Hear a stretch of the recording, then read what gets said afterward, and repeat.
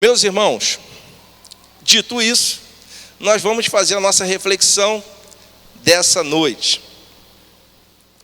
Tem uma expressão quando eu era jovem, vou repetir, então vou começar de novo. Tem uma expressão quando eu era mais jovem, que fala sobre, era a seguinte expressão: quando alguém era surpreendido, tinha uma coisa assim que causava espanto, uma coisa que beirava o absurdo, alguém falava assim: durma com esse barulho. Quem tem bebê, deve falar isso: durma com esse barulho, mas não dá para dormir com o barulho de bebê, tem que atender. Mas é uma expressão que fala de algo que causa espanto na gente, ou que causa na gente surpresa, ou que causa assim espanto negativamente, Pô, como é que o cara faz um negócio desse? Dorme com esse barulho. Como é que ele exige isso de mim? Vai dormir com esse barulho.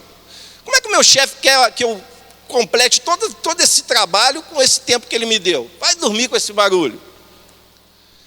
Mas a reflexão que eu quero fazer com você é sobre aquilo que deveria lhe causar espanto, ou me causar espanto, mas que eu me acostumei a lidar e a aceitar e a considerar natural, normal, considerar como se aquilo fosse algo aceitável, aquilo fosse algo tolerável. E eu começo dentro de casa. Você consegue dormir com o barulho da solidão da sua mulher? Você consegue dormir com o barulho da amargura que tem dentro do coração do teu pai e da tua mãe, porque você só tem palavra grosseira e rude? Você consegue dormir com o barulho dos famintos e desesperados? Você consegue dormir com esse barulho? Você consegue dormir com o barulho do irmão da igreja que você canta, abraça e diz que ama, mas que está passando uma crise terrível do teu lado, e você só fala assim: eu vou orar por você, e não faz mais nada, e não se disponibiliza? Você consegue dormir com esse barulho do grito, do clamor de pessoas que estão ao seu redor, passando dificuldades inimagináveis? Dorme com esse barulho. Você consegue dormir com o barulho de irmãos teus da igreja que estão com a casa, a família destruída e precisam de pelo menos alguém para poder compartilhar ou conversar aquilo? Você consegue dormir com o barulho da tua indiferença? Você dorme com o barulho da última chuva que caiu e a casa desse mesmo irmão ficou toda alagada, toda cheia de infiltração?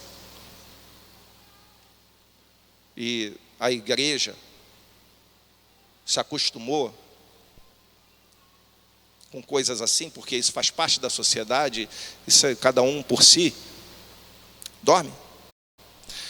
Meus irmãos, o tema da mensagem é: durma com este barulho. Tem um hospital aqui perto, um hospital público, o Hospital da Posse. Dorme com o barulho das pessoas que estão gemendo, precisando de remédio e de uma vaga para internação. Ou de mães que perdem seus filhos porque um filho de 10 anos tomou um tiro de uma bala perdida aí que atingiu essa criança. Como dormir com um barulho desse? Ou o que está tirando o teu sono então? Tem um pastor, um pregador chamado John Donne, em inglês, do século XVI. Ele falou o seguinte: que nenhum de nós é uma ilha. Nenhum homem é uma ilha, ou seja, nenhum homem está isolado dos outros. Que aquilo que afeta um ser humano deveria afetar todos os seres humanos, porque nós estamos conectados. Ele já falava isso no século XVI. A morte de cada homem me diminui, dizia ele, porque eu sou parte da humanidade. Então cada um que morre diminui a mim mesmo, porque eu sou humano, parte da humanidade. Portanto, você não deve procurar saber por quem os sinos dobram. Quando morria alguém, tocava o sino. E ele fala, você não deve saber ou buscar saber por quem os sinos dobram, porque os sinos dobram por ti, por você. Significa dizer que quando um ser humano que está nessa humanidade nossa se vai ou morre, eu sou diminuído de alguma forma. Eu sou reduzido de alguma forma. Então, quando eu sei de coisas que hoje já não me trazem surpresa, que hoje já não fazem diferença quando eu ouço, desgraças às vezes terríveis que acontecem ao nosso redor, ou somos assim, recebemos a informação, a notícia, que já não nos surpreende, já não nos trazem estarrecimento, tristeza. A despeito disso, sou afetado também. E se eu considero que aquilo não é problema meu, em algum momento será. Em algum momento, aquela tristeza me alcança. A humanidade envolve todos nós. Então, a criança do bairro, que é atingida por violência, deveria tirar o meu sono. O irmão que passa privações deveria tirar o meu sono. A fome que atinge um semelhante meu deveria tirar o meu sono.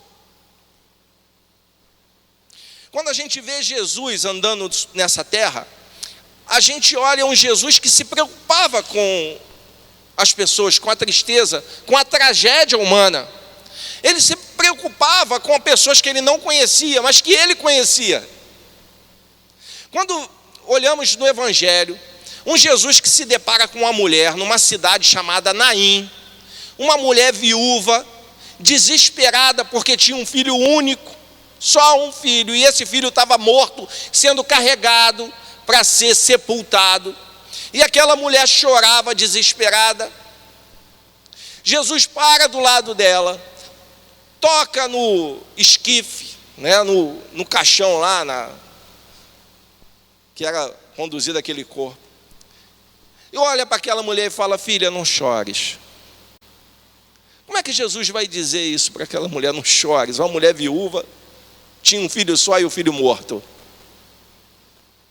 Aí Jesus ressuscita o rapaz, porque Jesus não dormia com esse barulho. Ele se sensibilizava com a tristeza, com a dor, com a tragédia do outro. Eu convido você a ler o primeiro livro de Crônicas, no capítulo 4, versículos 9 e 10. Vou convidar você que, se puder, né, colocar em pé. Quem não puder se colocar em pé, fique sentado mesmo, mas você que pode, fique em pé para ler junto comigo. Jabes foi o homem mais respeitado de sua família. Sua mãe lhe deu o nome de Jabes, dizendo, com muitas dores o dei à luz. Jabes orou ao Deus de Israel, Senhor, abençoa-me e aumenta as minhas terras, que a tua mão esteja comigo, guardando-me de males e livrando-me de dores. E Deus atendeu o seu pedido.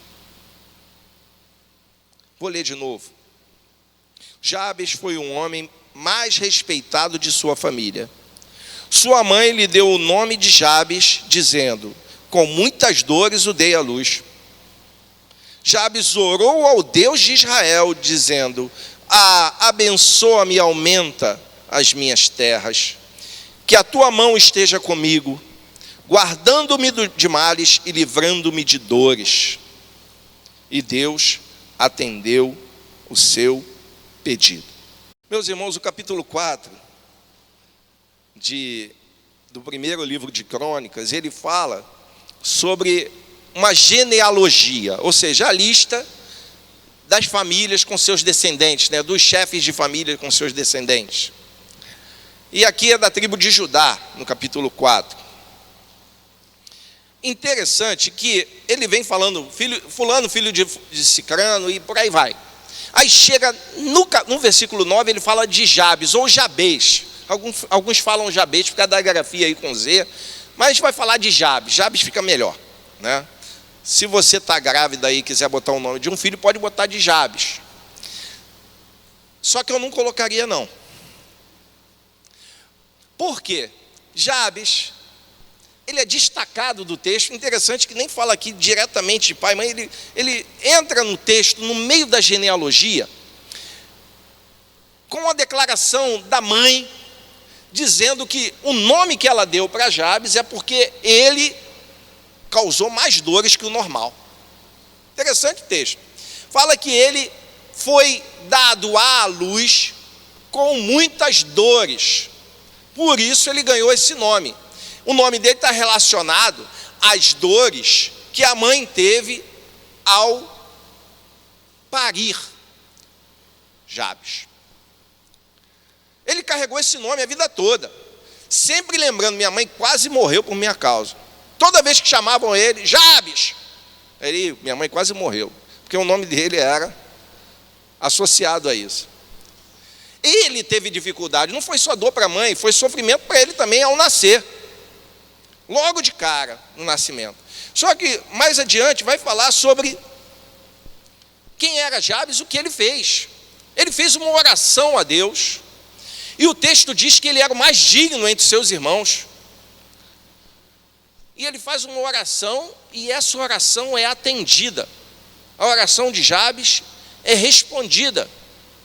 A oração de Jabes recebeu uma resposta positiva e concreta de Deus. Esse era o Jabes. Um homem que teve um nascimento doloroso, para ele, para a mãe principalmente, que a mãe sofria, porque naquela época, quando uma criança nascia, ela recebia o nome que o pai e a mãe achavam que tinha a ver com ela, ou com a circunstância do nascimento, ou com a aparência, ou com a forma como foi recebida a bênção daquela criança, que às vezes a mãe custava ter filho, e quando tinha, ela dava uma palavra de gratidão, e o nome daquela criança era associado àquela circunstância. Por exemplo, quando eu nasci, né, se minha mãe usasse o mesmo critério, meu pai usasse o mesmo critério, ele ia olhar para mim e não ia falar, não ia botar o nome, por exemplo, em mim de branco, porque eu não sou branco, né? Imagina a Patrícia, Bianca quer dizer branca. Pô, mas a Patrícia é preta, né? A mãe não colocaria, mas colocaria um nome associado. A Patrícia, por exemplo, poderia ser Patrícia, ou poderia ser Lindona, né? Um nome que tem a ver com ela. Então era assim que era dado o nome. No Jabes, como ele custou a nascer, e como o parto foi difícil, e quando a mãe quase morre, nessas circunstâncias a mãe coloca Jabes. Com muitas dores, ele nasceu. Um homem que ao nascer já nasce sofrendo, e fazendo a mãe sofrer. Jabes. Outra coisa na história de Jabes é que tinha esse nome marcante, que o acompanhava a vida toda. Mas a vida de Jabes também é uma vida marcada pela superação. Assim era a vida de Jabes. Uma vida marcada, superação. E essa superação a gente vê na oração que ele faz. Por que a oração de Jabes foi atendida?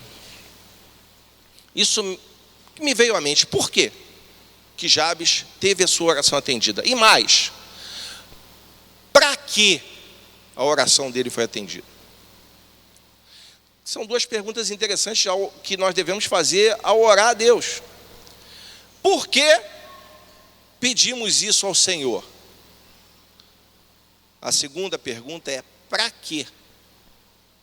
Qual é a utilidade disso para o reino dele e para as pessoas que nos cercam? Meus irmãos, para termos a resposta a essas perguntas, por que e para que Jabes teve a oração atendida, a gente tem que ver o conteúdo da oração. Aí eu peço a você que mantenha a Bíblia aberta no texto.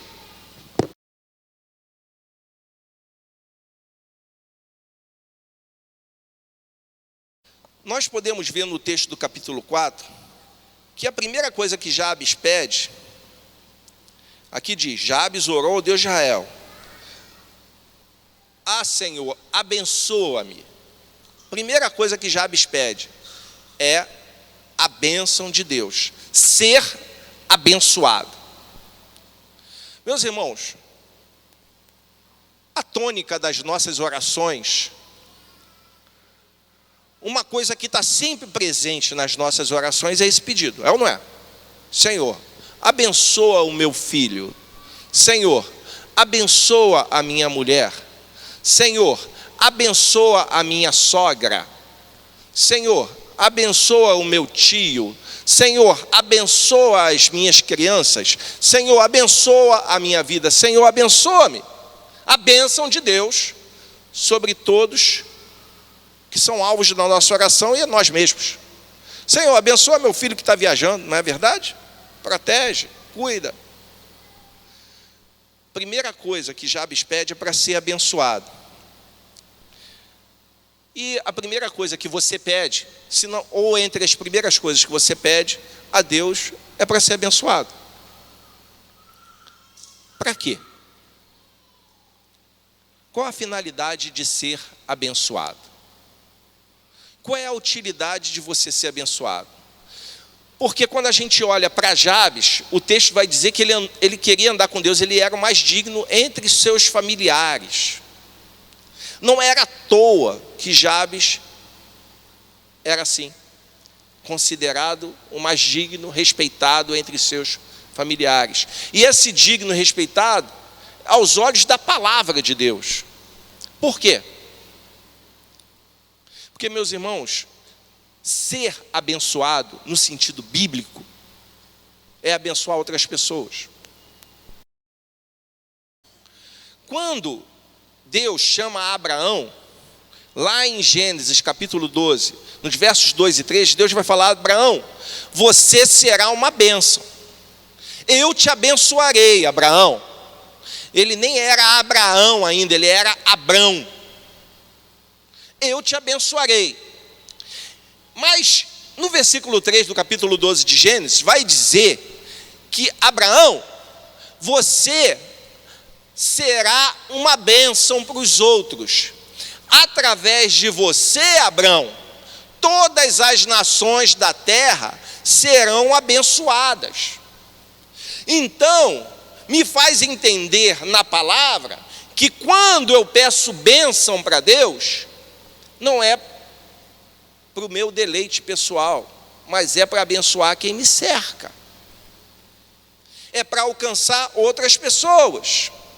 De que adianta ser abençoado e ser uma pessoa egocêntrica e egoísta?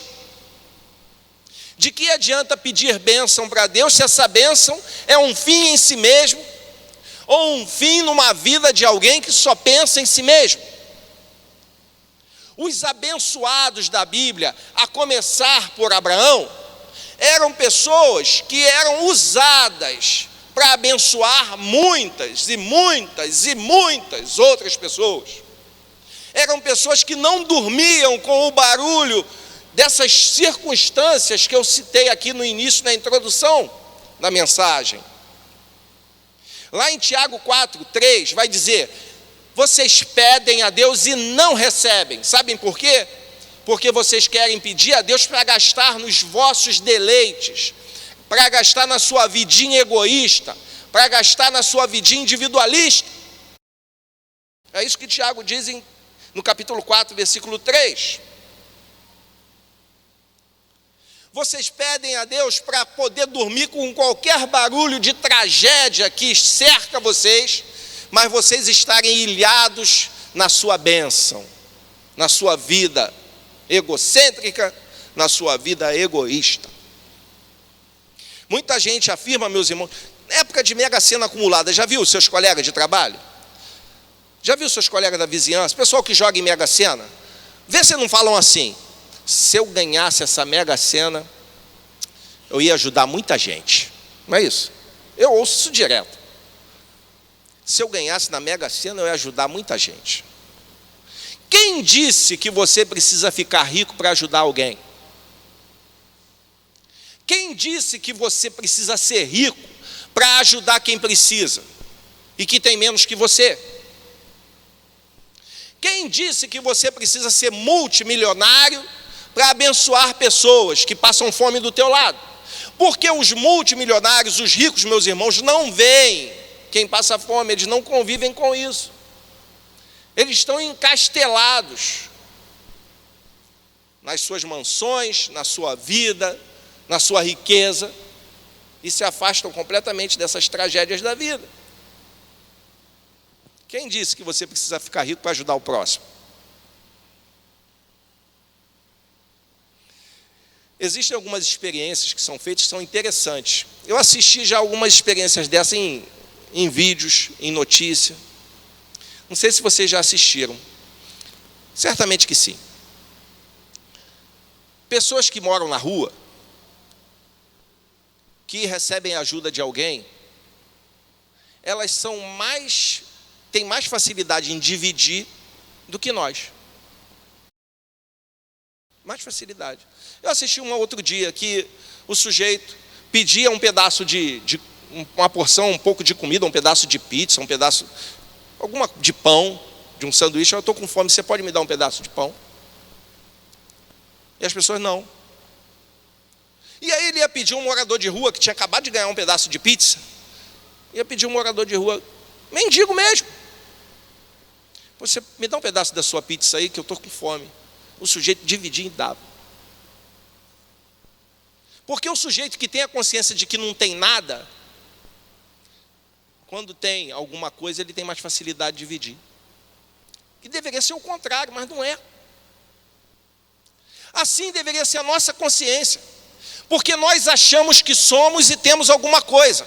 E queremos guardar aquilo, e queremos sufocar aquilo, e queremos só para nós. Aí, quando a gente ganha a consciência, dada pelo Evangelho, de que nós não temos nada e não somos nada, sem o amor de Deus, aí ganhamos facilidade e condições de partilhar, de repartir.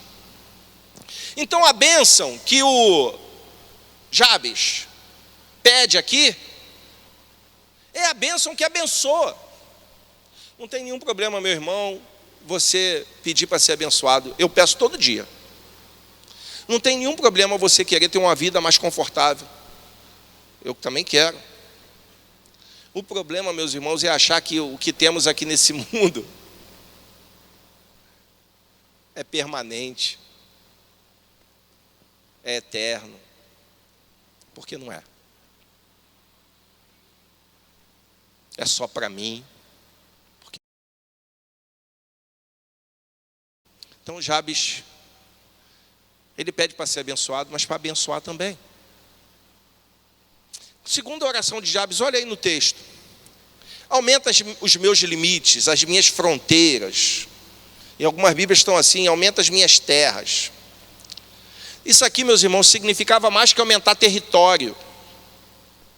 Isso aqui é para aumentar mais gente, ter mais pessoas, alcançar mais gente, mais numeroso.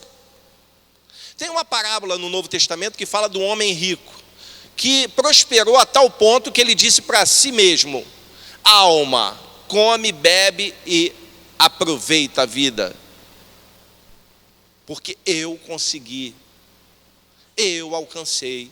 Então curte a alma. É o sonho de todos nós, né? Ganhei, estou rico e agora vou curtir. Aí vem a voz de Deus e diz: olha, ô maluco, ô doido, hoje você vai morrer.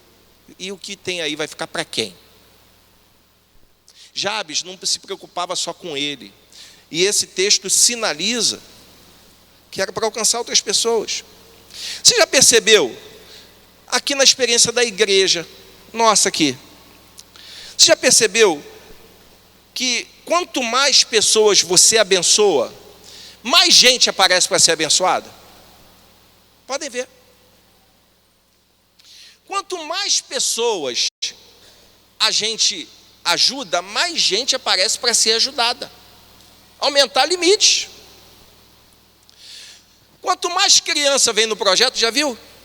Quanto mais criança vem no projeto, terça-feira, mais criança aparece. Mais gente aparece para esse projeto. E assim é em tudo que envolve alcançar pessoas.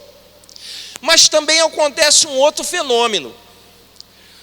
Quanto mais pessoas aparecem para repartir pão, mais pão aparece para ser repartido. Isso também acontece. Quanto mais gente aparece para pegar um pedaço de pão, mais pão aparece para alcançar as pessoas. Sabe por que nós não alcançamos mais gente? Porque não oramos como Jabes, ou porque não agimos como Jabes.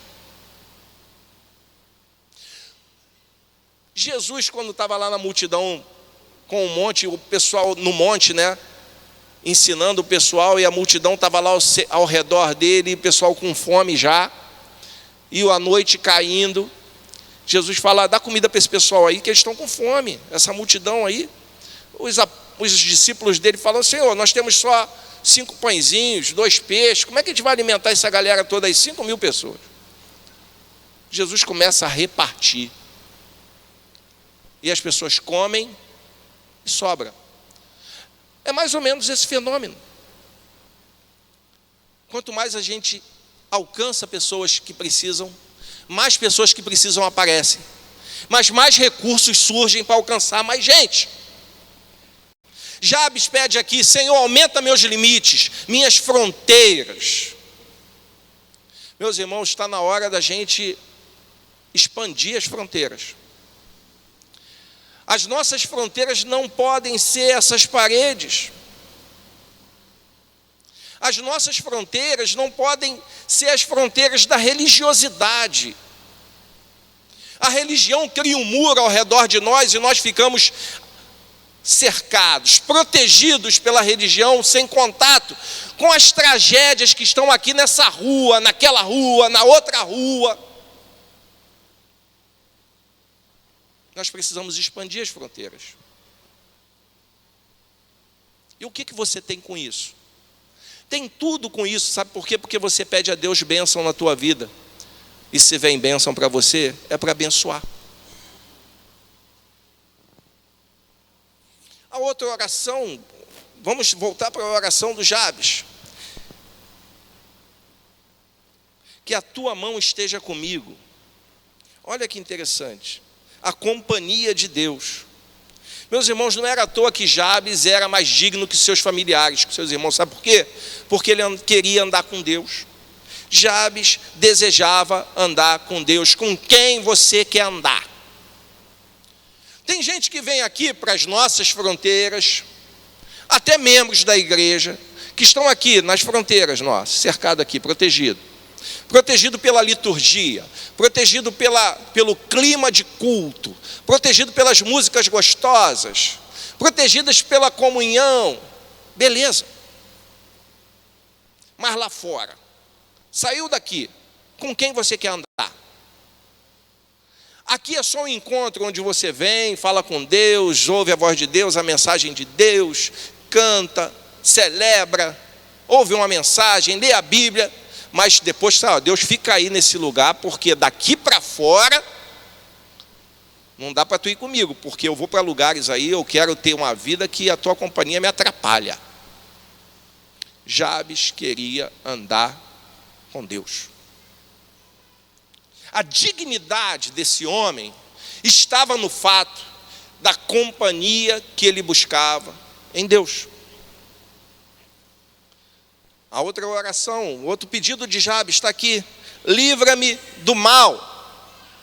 Meus irmãos, João 17,15, Jesus intercedendo pelos seus discípulos, ele fala: eu não peço que os tires do mundo. Olha que interessante. Pai, não tira eles do mundo não, deixa eles aí no mundo, mas livra do mal. Deixa eles aí no mundo, deixa eles salgando a terra, deixa eles iluminando o mundo, deixa eles sendo luz para os outros, mas livra do mal. A oração de Jabes era para ser protegido do mal. Na oração modelo, quando Jesus fala Pai Nosso que está no céu, vamos falar essa oração, repetir? Pai Nosso.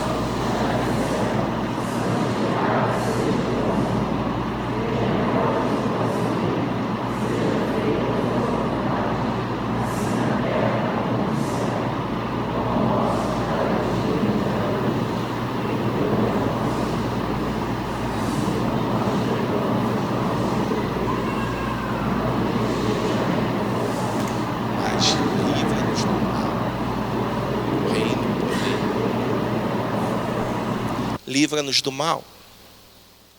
A gente tem que orar isso todo dia. Senhor, livra-nos do mal.